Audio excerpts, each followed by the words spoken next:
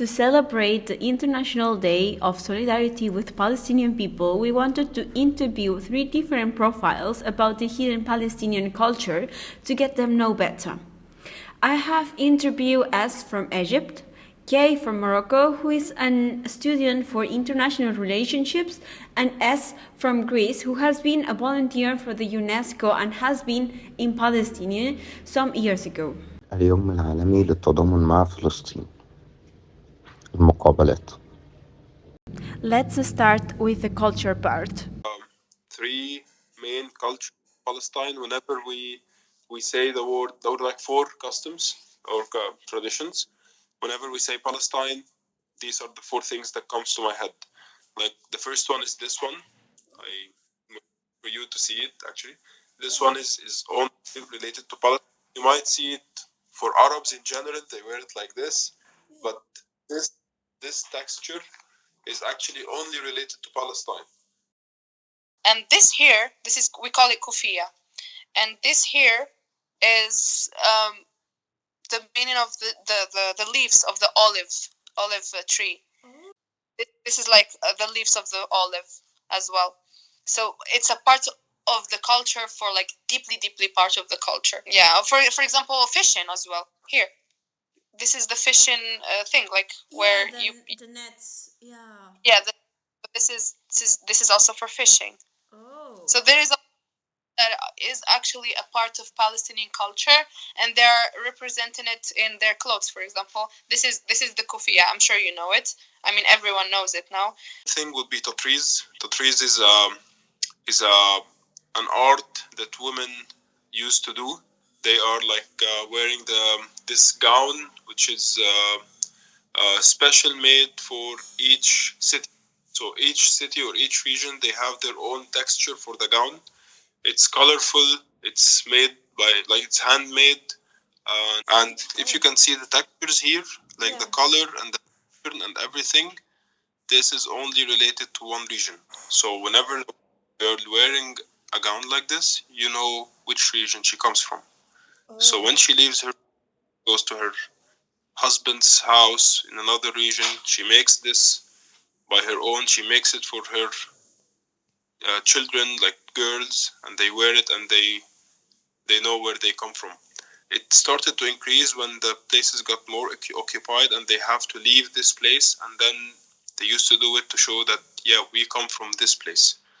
Even children who never saw this place, they were born in another city and they've never seen their old city. They will never be able to see it actually in the future because it's completely destroyed, but they still say we come from this place. They still wear it and they say we come from this place. This is one of the things that surprises me from Palestinians, and how they strongly believe that they will return back one day. Yeah. There's another really interesting tradition that has been happening since the beginning of the Palestinian time. So let's keep listening as to talk about what is this next tradition. Olive trees in Palestine, there are some of them which are more than 5,000 years ago. Olive oil, like the olive industry in general for Palestine, it was one of the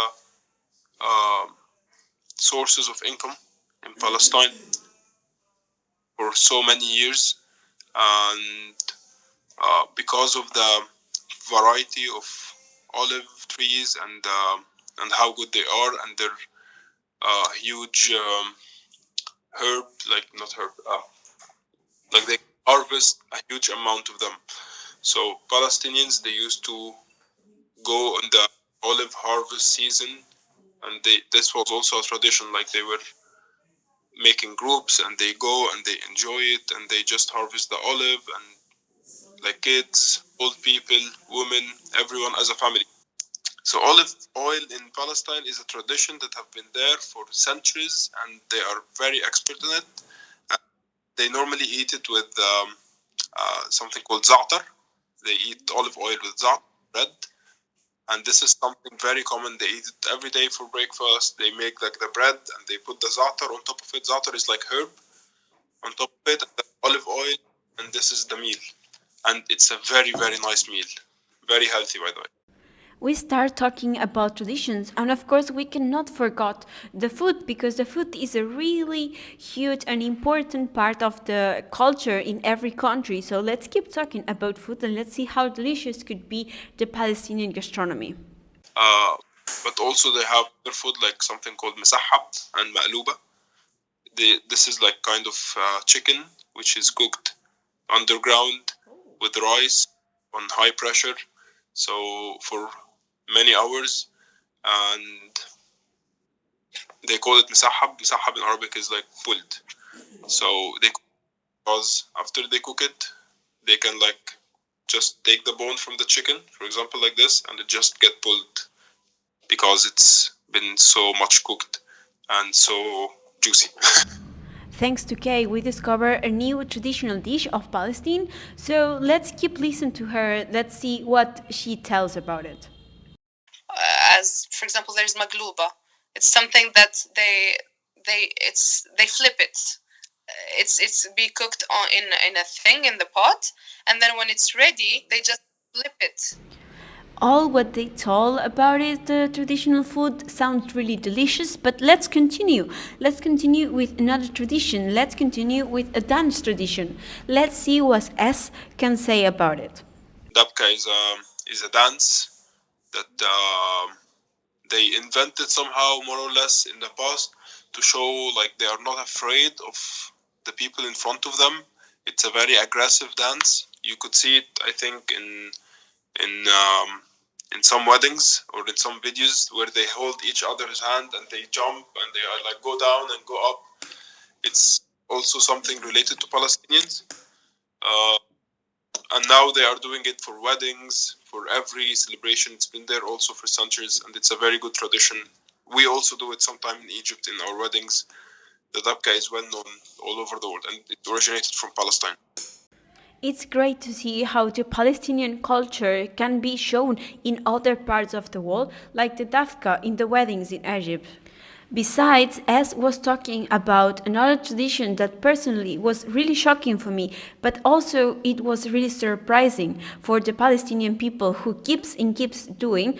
However, I'm gonna leave S to explain again the tradition that for me is really fascinating.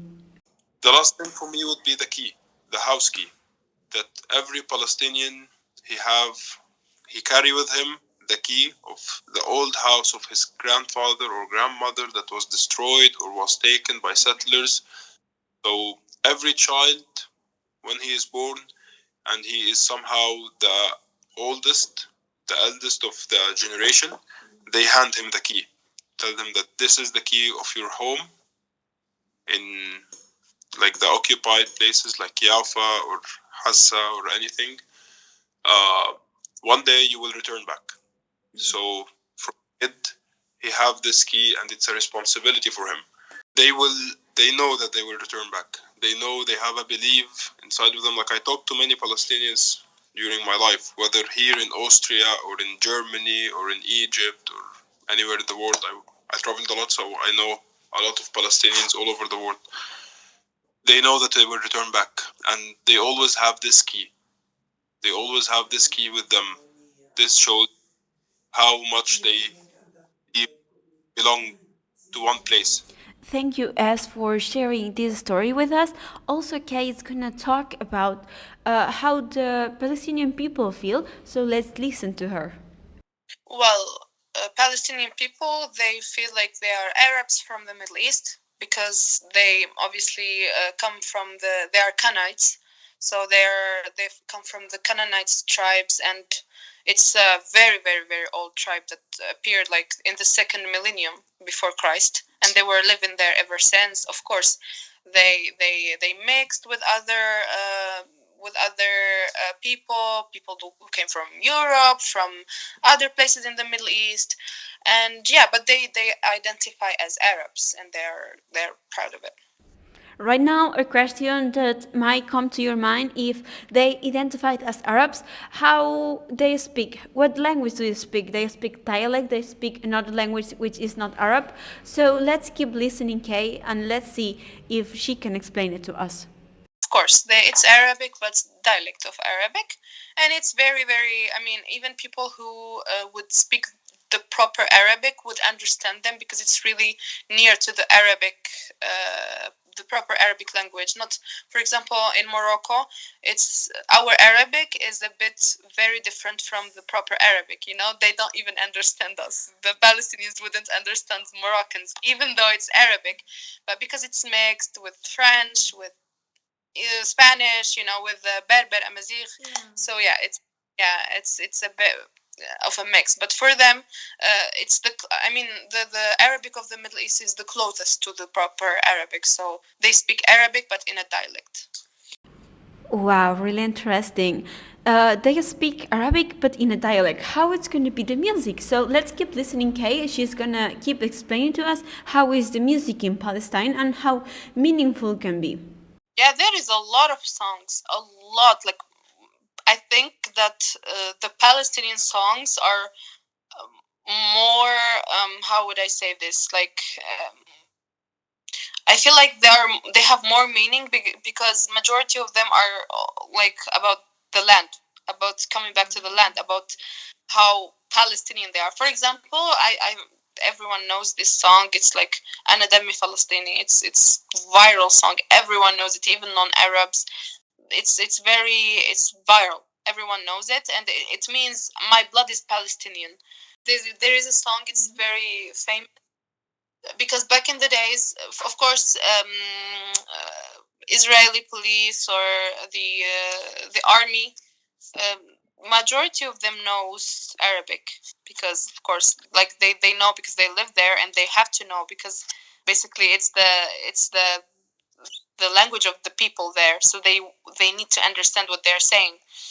So there is a song who comes back from back then when, for example, there is women who are going to visit their relatives in the prison, and they would sing this song, for example, just to let them know what's happening outside of the prison, but in a way that is like it's Arabic, yes, but it's like they for example they say one letter 4 or 5 times, so they will confuse the the Israeli police. They wouldn't understand what they're talking about. You know what I mean? It's like something, so they don't understand them. So this is a part of, now this song is really known. It's a part of the culture, and it was back then a part of being resistant, you know, like just to tell them what's happening outside of the prison and everything without the Israelis knowing what they're saying, you know what I mean? Which is really clever, and it's amazing. Awesome, right? I know that you're gonna love this part. Thank you, Kay, for sharing the experience and how the music in Palestinian is and how clever they are to use the music to communicate with their families. We go now with S, this time S from Greece, who was a volunteer for UNESCO some years ago before the 2023 and what's happening right now in Israel and Palestine. So I asked to her how is the Palestinian people, how they are, their personalities, their character, to make a little bit an idea of how is the people there. So let's listen to us this time from Greece about their experience in Palestine. The people were very, they reminded me a lot of my people. They're like very, they welcome you to their homes even though they don't have anything to offer you. They will still offer you as many little things they have around them. They would always invite you for their food, like I said, even though they don't have enough food for their family.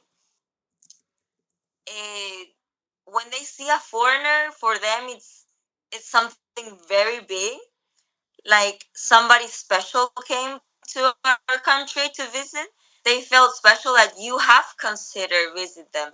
So that's what I felt. And besides, like when they saw that a foreigner was being kind of how do I say, like harassed by Israeli people. I'm not gonna say Hebrew or anything. I'm just gonna say they're Israeli people. they will know the pain that you have felt, because I was also like attacked by a soldier, an Israeli soldier, just because I was wearing a cross, which it's a cross with an evil eye that in Greece, I think you have seen it a lot, that many people believe in the evil eye. So they kind of wanted, like, they were harassing me to throw me into jail just because I was wearing a cross in my neck. So when they saw that I was being treated as badly as they were treated, they even like considered me that I was part of their family. Like, they knew the pain that I went through. And it was really nice to have that connection with someone, because Arab people are very like, with foreigners, they are very, like, they treat them like they're God for their country. But feeling that I was not treated like that, but I was treated like I was their own family, that made me feel even better than being treated like, oh, a goddess came to my country. As with S from Egypt and K, we also talk about how Palestinian people feel about being Palestinian, how they feel, if they feel Palestinian or not. So S from Greece, being there and like living with them, that was the answer she gave me. Really interesting to listen and pretty emotional to hear. No, they do feel Palestinian. Like, even if they live in Tel Aviv or if they live in Jerusalem, they will still tell you, I am Palestinian. I'm not another. They don't even say I'm Arab. They say I'm from Palestine. I'm 100% Palestine. But actually, like, what I know from my friends who are from Palestine is that many people are like enrolled, well, not enrolled, they're main part of like these groups, which it's like Hamas, Zionists. They all belong like into one of those groups. They all have different ideology. So sometimes they won't say I'm from Palestine. They will say I'm Hamas, or I'm from is not Zionist, but there's another name for another in like independent group. But some of them will say like, yes, like I'm Hamas, I'm not Palestine.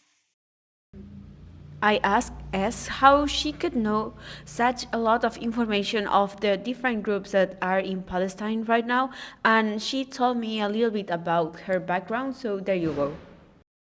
In my career, like, we were obliged to know about the Middle East conflict in politics and history. So that's how we knew better. I also didn't know very well the situation, but I remember when there was like this little war, I was told how these things worked. But also I know a lot about these situations because, well, my thesis and my thesis master were like based on terrorism. So for me, it was like I was obligated to know about Hamas, about Hezbollah, about Zionism. The next topic we talked about it was how was the actual living conditions there and how people could find food and other resources in the country. So here you have a little bit of the conversation we had about that. So, okay, the problem is that it's not that they were not always like poor, like they didn't have access to them. It's just that they didn't have the products in their country because everything was kind of like embargoed by Israel. So they will get, let's say, a piece of lamb every month. Imagine one lamb for an entire population that eats. Others, okay, what I know from my friends, because, okay, I might have been there for a couple of days, but I haven't lived there to know exactly what's going on. But my friend who has lived there for 2 years, he told me that there were no rich people. Like, everybody was kind of equal because it was kind of impossible to, if you have left Palestine, you were rich, but you had to leave many years ago and do your money outside, and you will come back just to visit, those were the only like kind of rich people. But everybody was so poor. Everybody was hardworking to get a little bit of money.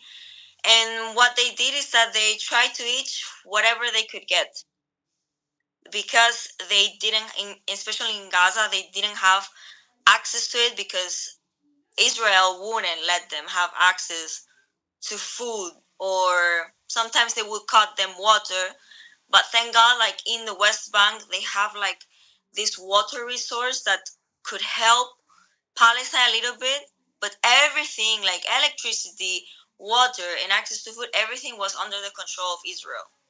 So it was very hard to kind of survive the situation, especially, well, my friend is from a town in the West Bank that is controlled, everything is controlled by Israel, except the water. Like, they have water there by their own country. So they say, like, the only thing we had free access and full access was water, but food was kind of difficult to find the last years that we have now. Besides with us from Egypt, we also talk about the living conditions and how the Palestinian people can have access to other resources and also to the main resources like is food or water. So let's listen to us from Egypt.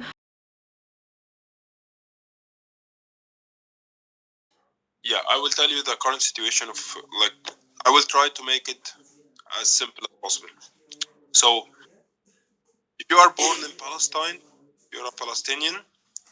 From the day you are born, you are, you get, like, they put you in a category, like, one of three categories, depending on where you are born. So, if you are born in Palestine, there are three places where you could be born in, and this will symbolize your future from now on. The first category is you are born in Israeli lands. So we call them Arab Israel. They are a percentage of Arabs that Israel decided to give them the citizenship. So they are Israeli citizens. They have some benefits, but the way they live, it's always going to be a second world citizen, or like a second citizen. The Jewish Israeli is first citizen. The Arab Israeli is a second citizen always. So whether you excel in your career or you try to do anything, you are not allowed to build, you are not allowed to do this, you are not allowed to travel but by permission, you are not allowed to do anything but by permission from the Israeli forces. And even if you try to excel in your career, your salary will always be less than the salary of the Israeli citizen, the Jewish Israeli, and your children are going to take less education than the Jewish children. So it doesn't matter, even if you try to switch from an Islam to Jewish, like you try to be Jewish, you will still be treated as a second citizen because your mother is not Jewish. Your mother has to be Jewish. On the contrary, if you are Jewish who is living in Romania, or a Jewish who is living in Australia or anywhere, and you decided that, okay, like my mother is Jewish, I can prove it, and I want to go to Israel, you will immediately, once you land in Israel, you'll get the citizenship, you'll get the passport, you will get all the benefits, you will get a new home, you will get money, you will get everything that makes your life really good. So this is how they differentiate between Arab Israel and Jewish Israel. This is the first category, and this is the luckiest category. And still, you are not allowed to own a house, you're not allowed to own anything. You're only living there, you're getting water, you're getting food, you're getting the minimum salary that is like giving you decent life somehow. So the second category are people who were born in the West Bank. So if you are born in the West Bank, you are Palestinian, you're probably Muslim or Christian, and you will be born in a prison. This is definitely a prison. So in one street, there might be 10 checkpoints. You get checked, like fully checked every time you pass by a checkpoint. You get minimum education. People here there get 80 liters of water per capita, which is less than the World Health Organization announcement, which is 110, I think, as per World Health Organization. So you have like minimum water per capita, you have minimum food, you are living in a checkpoints. So it changes like 5 minutes of walking into hours of walking. If you decide to go out of your apartment and go to the school, you have to leave, and the school is like 100 meters away or 500 meters away. You walk it. So instead of leaving 10 minutes earlier than school, you have to leave like 2 hours as a child earlier, because you will pass by these checkpoints. They will take off your bag, they will check it. You have no right to say your voice. You have no right to refuse. You have no right to do anything. You are being controlled by another government. It's a total occupation, of course. This is the definition of occupation. So these are also considered as lucky people, even though they don't have permission to build houses. So the population is increasing in Palestine exponentially. However, they are still not allowed to build houses. For the past couple of years, they received, I think, 12 permissions to build houses from the Israeli government. Meanwhile, the Israeli people have till now more than 700 permission to build in the rest of their lands. So the Israeli people, they are allowed to like bomb any house in the West Bank. They just need to give them a notice period of 5 to 10 minutes before they bomb it. So people need to leave immediately from the West Bank, and then they bomb the house and they get no permission to build another one. And then they are refugees, and they can't even build a tent unless they take permission from the Israeli government. And of course, they don't get this permission. So they are literally living in the street, and that's where the unity of the Palestinians come. They take them into their houses, strangers. They start living in strangers' houses. They're not even allowed to get out of the West Bank unless they take a permission, which they also don't get it. So this is also considered as a lucky situation, because the third situation is the Gaza situation. You are born in Gaza. Gaza, there are no checkpoints inside of it, because the whole city is fenced. The whole city is an open air prison. I wouldn't call it a prison. I would call it a zoo, maybe. I don't know. But a prison, like you go to a prison because you did something wrong, but they didn't do something wrong. So, like, everything is controlled. They don't have water. Like, even the 80 liters per capita, they don't get it. So there is this funny joke that the West Bank people are like complaining that they don't have enough water, and then Gaza people, they say, "Oh, you have water. This is nice," because they only have tanks over their buildings, and they wait for the Israeli government, to give them the water every 15 days. And of course, this is the official, every 15 days to fill the tank. It can be delayed. What will you do? It can be 30 days. So you have one tank over a building, which supplies water to a full building for 15 days. One tank of water. 100% of the water there is not drinkable. So they are living in a really, really, really bad situation. Even the amount of calories that are entering Gaza is calculated. So they see, okay, like there we have 2.5 million people inside of Gaza. Each person is allowed only one, like 3, 4, 500 calories per day. So the amount of calories is 500 calories multiplied by 2.5 million people. Then we have this amount of calories. This is the only food coming into Gaza. Nothing else. This is how much it's controlled. They calculate everything. Everything is controlled by the Israeli government. So, yeah, this is the situation in Gaza. I don't know how to explain it. Just hearing the situation that Palestinian people were living, like a little bit so some years before from S from Greece, that she told her experience, and listening to S from Egypt also, we realized how are the conditions there.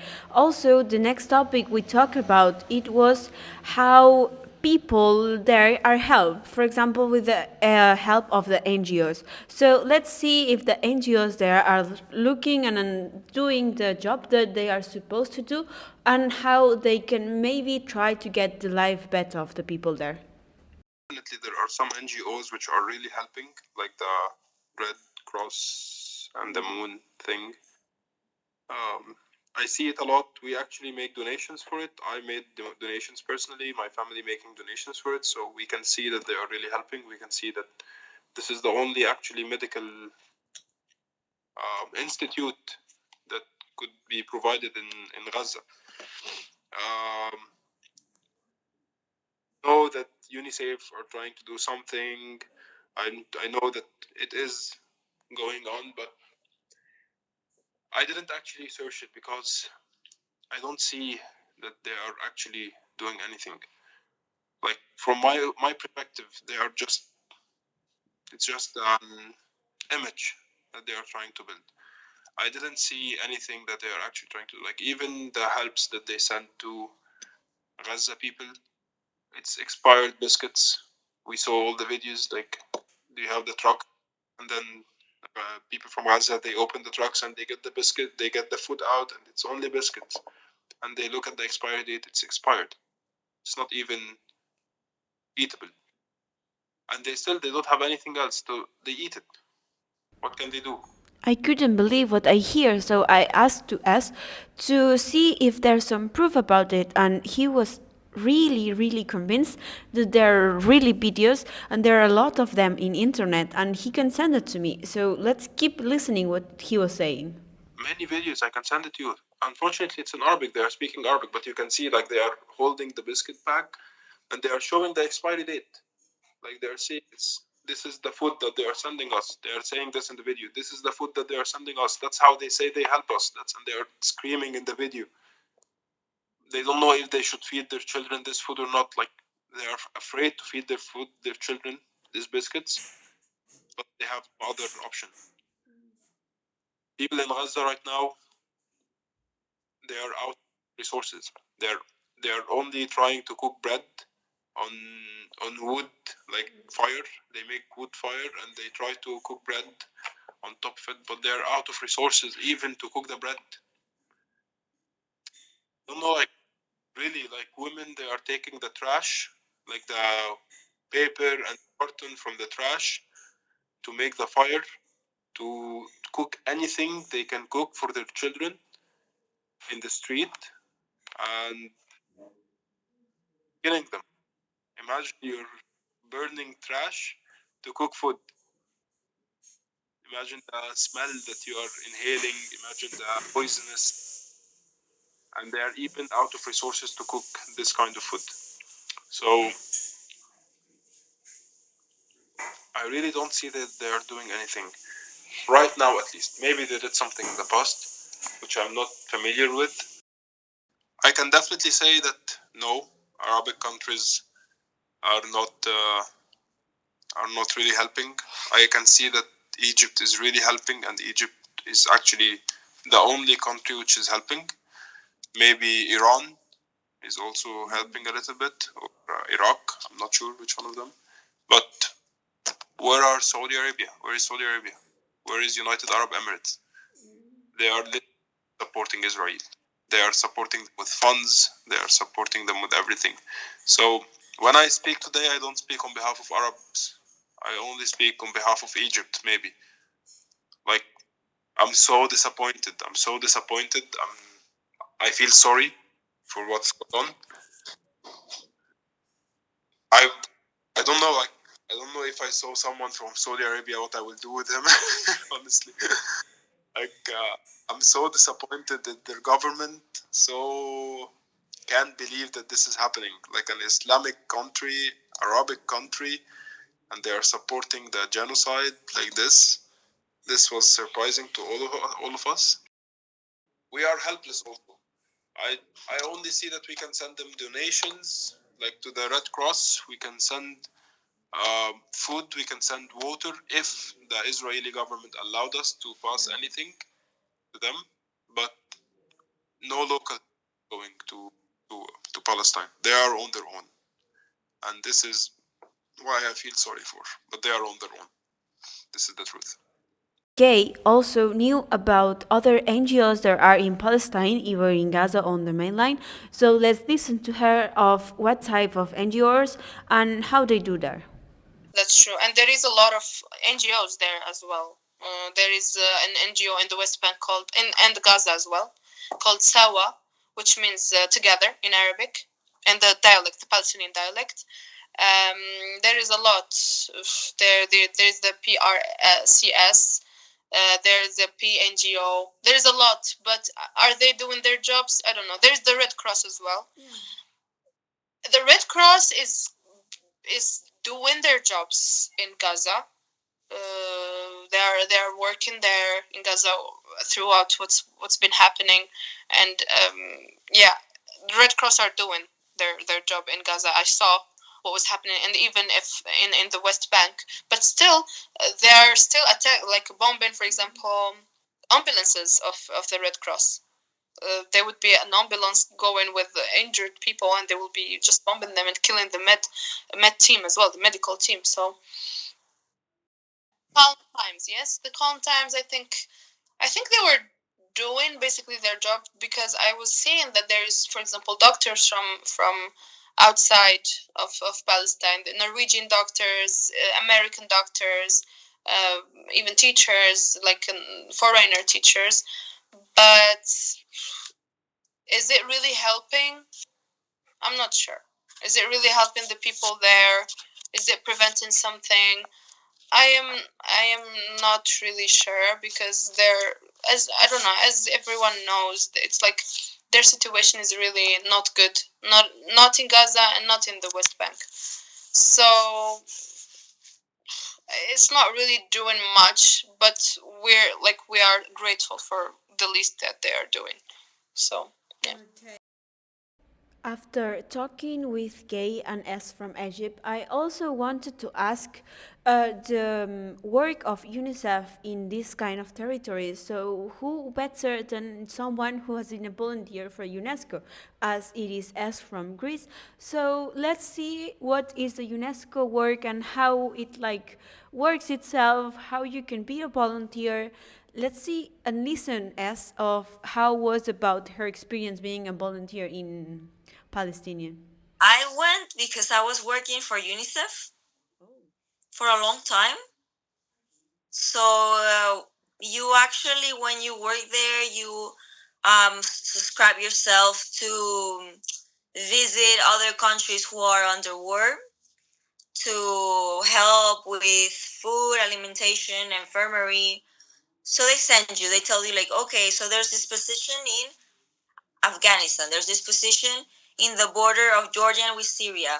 And if you want to take them, you take them. And because I always like to help, do some humanitarian help, I always just enroll myself to go there. So one of those places where to go from Jerusalem to the border of Gaza. How specifically is the work of UNICEF in Palestine? They do it like they do in everywhere. So first of all, they send people who are not experts but can handle first aid help, because many people were wounded. Hospitals didn't run as much as they would do in Spain, for example. We will bring food supplies, canned foods, because we're not allowed to bring fresh foods. A lot of water, and medication that they didn't have access there. We brought doctors, infirmary, and then another people, like, they would try to kind of give, not like education, but like teach them a little bit of English. Mostly also people who can speak Arabic with English. And also like sociologists, where like they can know what's going on and like what they're expected to be like outside their country. Like it was a special therapy for people who were under the situation of war. There was still war in that time. So that's how about we were doing things, like nothing, played with the kids, interact with family, get to know the culture, but basically that's what we were helping, like infirmary and giving out food. And then when it was done, our group will go back, and then another group will come back.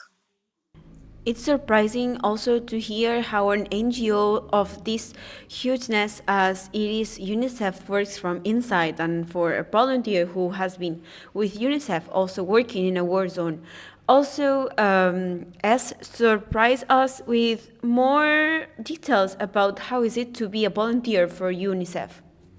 Okay, so if you work for UNICEF, you don't work like for the huge organization. They send you to NGOs who are part of UNICEF. So I'm going to explain a little bit. In order to be a legitimate NGO, you need to go through a process. Like, you cannot just wake up and be like, okay, I'm going to do an NGO. You need to go through a process to be legitimized in order to carry on what you're doing, because a lot of NGOs do a lot of money laundering. It's like an image to get money and use it for terrorist purposes, own purposes, drug trafficking, human trafficking. So they wouldn't send you to an NGO that was not part of UNICEF. So like only the ones that were recognized by UNICEF and were recognized by the FATF, which is the organization that recognizes a legitimate NGO, and you will work for them. So you wouldn't be like, I am UNICEF. No, like you will have your logo, and you will have also the logo of the NGO that you've been working for, and it will go back and forth. We had a lot. Well, in Palestine, I don't know if there were a lot. I know that like there were 3 of them, but not based in Gaza. One was only based in Gaza, and the other ones were based like in Jerusalem. Others, like I think in the West Bank, but they were having a lot of problems there because they were not allowing any kind of humanitarian aid inside the country. So that's how I know how it works. The like working for a legitimate NGO, because there's a lot of NGOs out there, but maybe they're not legitimatized. That's what I wanted to explain. We must be really careful about the NGOs that are all around the world, but especially in the war zones, because as from Greece let us know, it could be really fake sometimes. However, when we talk about being a volunteer for the UNESCO, for how long can you stay in a war zone? For how long are the volunteerings? There's more type of volunteerings. How it worked for her to be in Palestine, and for how long he stayed there? Not long, like 3 days, 4 days, and then you go back. That's how I mean, you can stay there for like a long stay, but you had to have like an accredited diploma to be there. For example, you needed to be a doctor, you need to be a nurse or a teacher who spoke, of course, Arabic or with English. And then many like psychologists, psychiatrists who go there. But like I said, like you needed a diploma. I was still a student there, so I was volunteering, but it was not to be able to stay. Like they would not allow it because we were also very young, and we were students, and like You needed to go through a process to be a stable volunteer. I just wanted to go volunteer, go back and forth. That's how I wanted to do it. For finishing this interview, after hearing all what they had to say, all the opinions and all the information they shared with us, with my heart in my hand, of all the really hard topics we were going through, I asked to all of them, S from Egypt, S from Greece, and K from Morocco, that they give us the last opinions, the last words they want to say about Palestinian and how they feel about it. So let's listen to them. Actually, I didn't know how bad they live. I live in the neighbor country, and I don't know how bad they live. I don't know how bad the situation was for them. I had no idea, actually, until this Hamas attack took place on the 7th of October. And then I started to see, and then things escalated, and I did some research, and I knew now how bad it was. Right now, there are still people who are against Hamas, for sure. But there are more people who are with them. There are more people who see that this is our only way out. Like the world, they forgot us. They forgot how bad we live. These are the words from Kay from Morocco, being a student for international relationships. Well, I will start by saying that I 100% have 0% of hate to any Jews. I have Jewish friends. I love Jews. They are going with us in protests here in Poland every week since the beginning of the war. The organizer of the protest is a Jew, and it's for me it's like heartwarming to see everything like this. I have no problems with the Jews. I like them. They're my friends. This takes me with heart because they are Arabs as well. They are our people. We grew up with this conflict, seeing it all our lives. I mean, since I was born, I know that there is this conflict and that there is people dying somewhere in the Middle East. So that's why I really, I'm always here to defend my people in Palestine. So, yeah.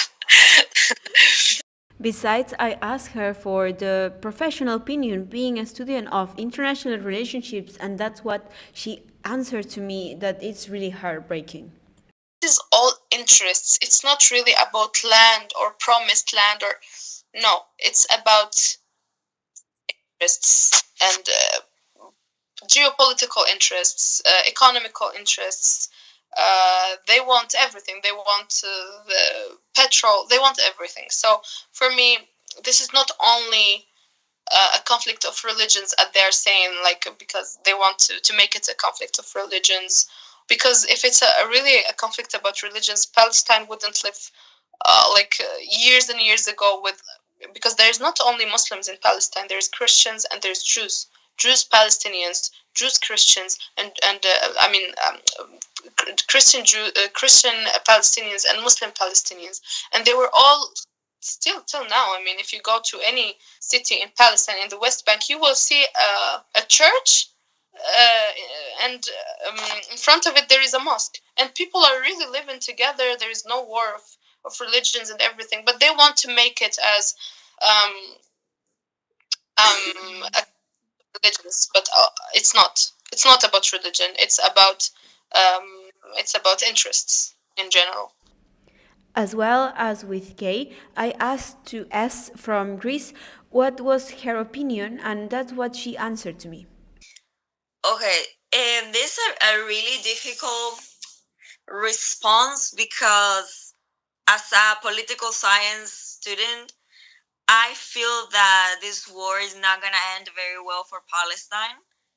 I mean, as Palestinians are very, very hardworking and fighters, like they would fight, but we're talking about another country that has a lot of power, because it's not only Israel.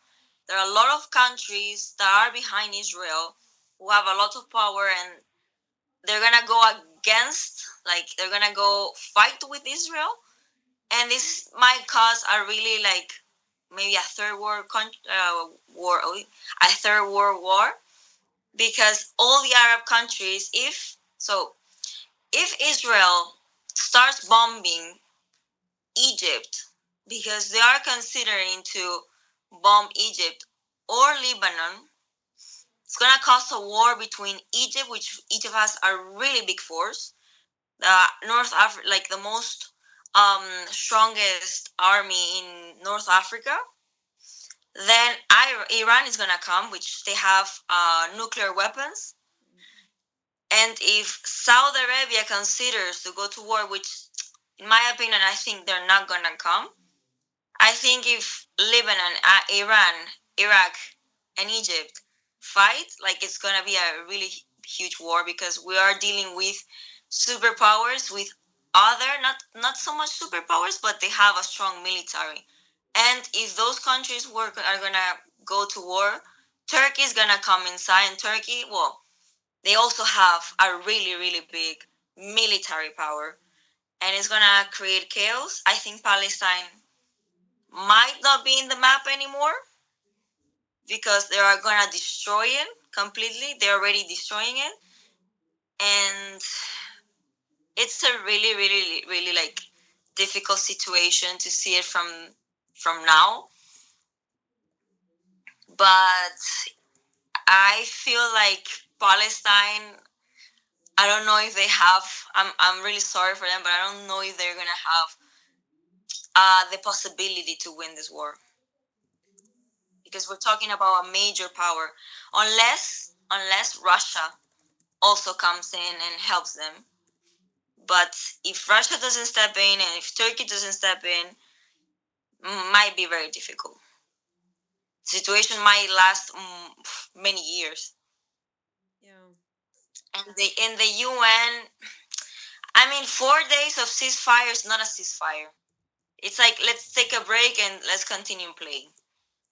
The UN is not doing. The UN never worked properly. Like, the things that they could have done, could have worked and make peace. That's why we have diplomacy. But they're not doing what they need to be, because, like I said before, like the biggest powers are involved in the UN, and they're not gonna decide on letting Palestine win the war. You know what I mean? Like France, Germany, US, it is with Israel. So dealing with those big powers is gonna be very difficult to stop what is going on.